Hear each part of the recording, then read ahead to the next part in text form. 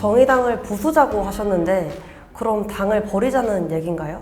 어떻게 보면 거의 버리자는 것에 가까울 정도로 당을 부수자, 즉 근본부터 완전히 바꾸자, 새로운 진보정당 또는 새로운 정당으로 완전히 재탄생해야 된다. 이 이야기를 하고 있는 겁니다. 만약에 그러기 위해서라면 버려야 될 것이 있다면 과감하게 버려야 된다고 생각하고요. 어떤 거악을 척결해야 우리가 사회를 더 좋게 만들 수 있다. 이런 생각에 이런 활동과 이런 정치를 해오지 않았습니까? 그런데 어떤 거악을 척결해야 되는 것이 아니라 시민들의 바뀌어진 구체적인 삶을 어떻게 개선할 것인가를 우리가 고민하는 것이 진보 정치가 돼야 되는데 우린 그렇게 하지 못했던 거죠. 그런 측면에서 보면 정의당이라는 진보 정당을 완전히 근본부터 부수고 새롭게 쌓아야 되는 시점이다. 그 길이 좀 고통스러울 수도 있다고 생각하거든요. 하지만 그 고통을 우리가 견뎌내지 못하면 우리는 사람들의 삶을 더 좋게 만들 수 있다고, 조금 더 나은 개선된 내일을 맞이할 수 있다고 시민들한테 설득하기 어렵다고 저는 생각하는 겁니다. 산업과 경제라는 전장이라고 하셨는데 정의당은 노동중심 정당입니다. 노동중심 정당이 무슨 말인지에 대해서 우리가 다시 한번 생각해 볼 필요가 있을 것 같아요. 그러니까 노동중심 정당이라는 게 노동자 또는 노동조합만 중심에 놓고 나머지를 주변에 놓는 정당을 말하는 거냐. 우리는 그런 생각을 해본 적이 없고 그런 정치를 해본 적이 없습니다. 노동중심 정당이라고 우리가 말을 했을 때는 우리의 굉장히 많은 시민들이 노동하면서 살아가고 있고 그들의 삶의 가장 중요한 문제가 노동이잖아요. 그 문제를 잘 해결할 수 있는, 그 문제에 대한 대안을 갖고 있는 정당이다 라는 말로 우리는 써왔다고 생각을 해요. 그런데 노동 문제를 잘 해결한다는 게 과연 무엇일까? 노동은 따로 떨어져 있지 않습니다. 한 사회의 산업과 경제, 이 산업과 경제의 문제를 해결하지 않고서는 노동의 문제는 독자적으로 해결될 수 없는 거예요. 지금까지는 권위주의 정권 시절부터 한국의 노동이 워낙 억압되어 왔기 때문에 그 피해받는 노동자 또는 노동조합, 노동시민들을 대변하고 보호하는 역할이 진보정당의 첫 번째 역할이었다고 생각합니다.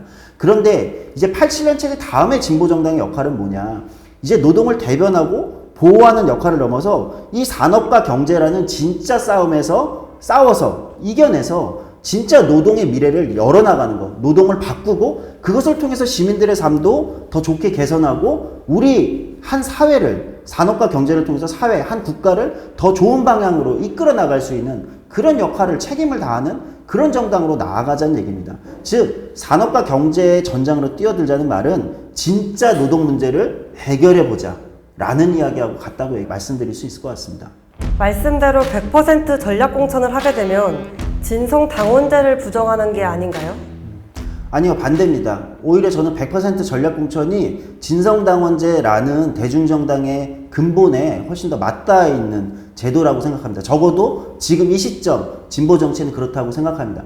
오히려 지금의 진보정당 안에서의 비례대표 경선은 당내에 있는 각종 정파 또는 의견그룹, 이런 사람들의 사실은 연공서열제처럼 작동하고 있어요. 해당 정파에서 오래 고생한 사람, 해당 정파에서 어른에 해당하는 사람, 이런 사람들이 사실은 당원 직선이라는 방식을 채택하고 있지만 실제로는 그걸로 위장해서 그들의 후보들을 선출하는 방식이 되고 있거든요. 오히려 우리는 시민들한테 정당성 있고 설득력 있는 후보들을 제시해야 되는 거죠. 사실은 당원들도 그런 걸 바라는 거라고 생각해요.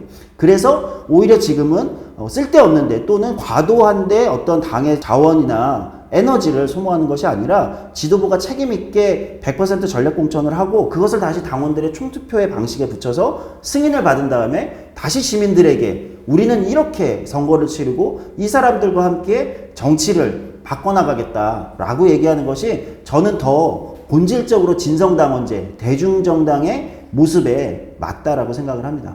우리 당에는 다양한 의견들이 있는데 그럼 어떻게 조정해내실 생각이신가요? 우리는 정치하는 정당입니다. 민주주의자들의 정당입니다. 민주주의란 이견을 통해서, 이견을 통합해 나가면서 더 큰 가능성을 만들어내는 것을 의미하는 거거든요.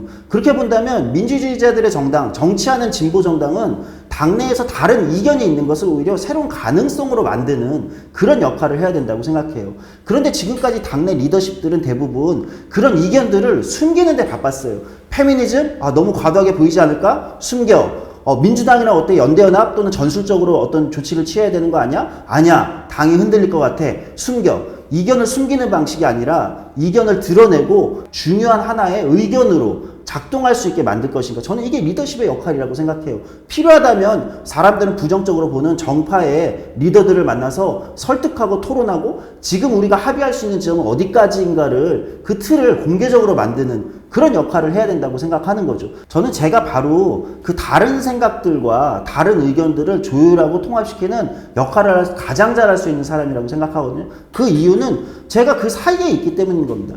저는 완전히 다른 생각들을 하는 사람들을 너무 많이 만나고 조율하고 통합해오는 역할을 했습니다. 비정규직의 정규직 전환을 요구하는 비정규직 청년들을 함께 하기도 했고요. 또는 그 정규직 전환 자체가 내가 수십 대 1의 경쟁률을 뚫고 들어왔는데 어떻게 이렇게 불공정한 일이 일어날 수 있냐라고 항의하는 공기업의 정규직 청년들도 만나서 설득하고 조율하는 역할. 그 사이에서 어떻게 가능한 서로 100% 만족은 할 수 없지만 그나마 지금은 합의할 수 있는 이 틀을 만들 수 있을까? 이런 역할을 해왔던 것이 바로 저고, 페미니즘과 또 나머지 정체성 정치 또는 노동 정치의 교차성을 찾아내는데도 아무래도 제가 가장 많은 경험과 또는 역할을 해왔다고 생각합니다.